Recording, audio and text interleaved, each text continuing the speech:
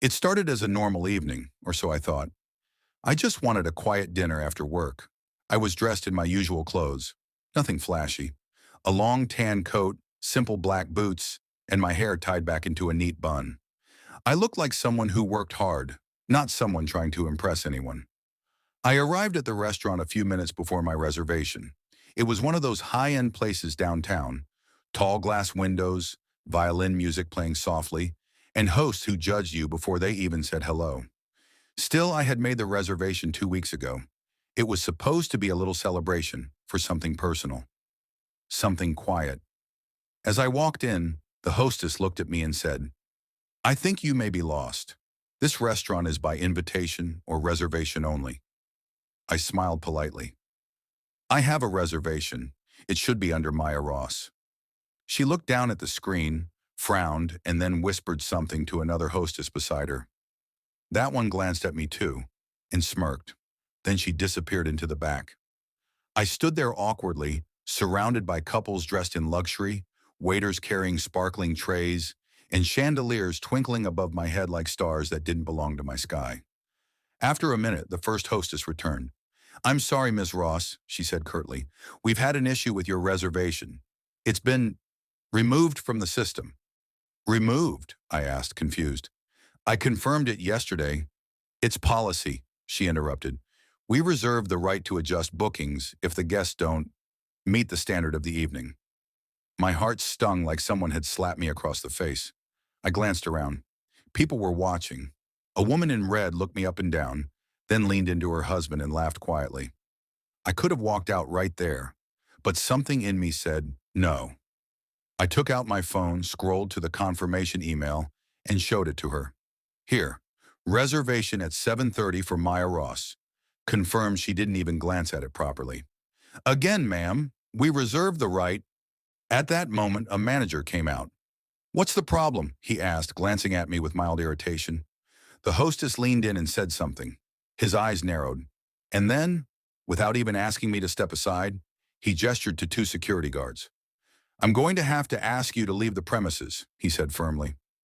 My heart dropped. "For what?" I asked, stunned. "This is a private space.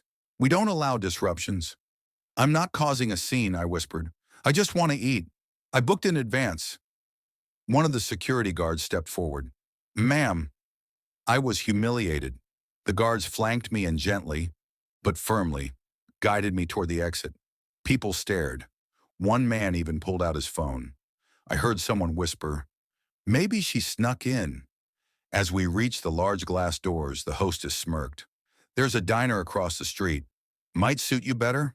I paused, blinked. Then I walked out. My cheeks were burning. My throat was tight. I wasn't crying, not yet, but something inside me cracked. I stood outside the restaurant, under the sharp city lights, and exhaled. Then I made a call. He picked up on the second ring. "Hey," I said, keeping my voice steady. "Do you have 5 minutes?" He paused. "What happened?" I hesitated. "They dragged me out of the restaurant." Silence. "Where are you exactly?" he asked, voice calm, but suddenly sharper. "Elysian on 5th. That place with the glass roof." "Stay right there." He hung up. I tucked my phone into my pocket. The wind picked up. A few people passed by. A man stepped out of the restaurant and nearly bumped into me.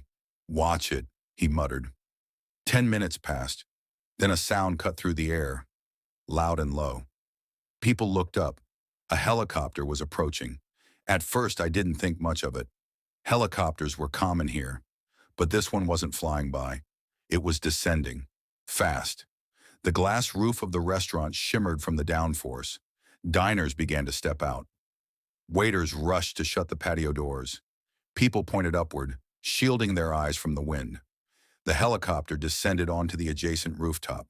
The logo on the side was unmistakable, a golden crest with a single letter, R. The door opened, and he stepped out, in a black suit, calm, focused, moving like the wind didn't dare touch him. My husband, the billionaire no one ever expected me to marry. He descended the rooftop stairs, trailed by two men in gray coats, and the moment he reached the street level, everything around me slowed down. People outside the restaurant were murmuring. Someone gasped. I heard the name Ronan Ross whispered like a spell. He walked straight toward me. "Are you all right?" he asked. I nodded once. I couldn't speak. Not yet. Then he turned to the restaurant. He walked past the stunned hostess, past the frozen manager, into the dining area, now half full of people standing near the windows. I followed. He didn't raise his voice. He simply asked, "Who removed Maya Ross's reservation?" Silence. No one answered. He turned to the manager. "You?" The man cleared his throat. "There was, a mix-up. I wasn't." "Your face was on the security footage," my husband said calmly. "We run facial logging." The man paled. Ronan continued. "So let me clarify what's going to happen. Right now, your restaurant is being blacklisted from every property I own. That includes the investors' hotels, venues, private clubs, and our overseas partners." He turned to the hostess. "You'll be included." Someone dropped a glass in the back. A woman at a table stood up and whispered to her husband, "That's Ronan Ross. That's his wife." Then he walked back to me. "Do you still want to eat here?" he asked softly. I looked around at all the faces, the ones who had laughed, the ones who had filmed me, the ones who looked like they'd swallowed their tongues. "No," I said. "Good." He offered his hand. We walked out together. But before we got to the sidewalk, he paused and turned. "Oh," he added to the staff. "Also, expect an email. The company that owns this block? I just bought it back." Then we got into the car. He didn't speak for a while, just held my hand. Finally, I whispered, "I didn't want to make it a big deal." He looked at me. "You didn't. They did. And now they've learned something." "What?" He smiled faintly. "That a simple woman doesn't mean a powerless one, especially not when she's mine." The next day, news broke of the incident. A video went viral, me being escorted out, followed by footage of the helicopter landing and Ronan walking in like a storm.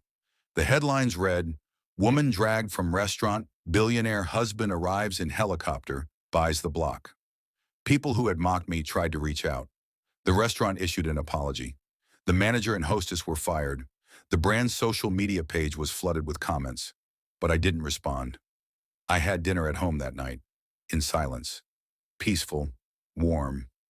And I realized something. Revenge doesn't always roar. Sometimes it lands quietly in a helicopter and reminds the world who you really are.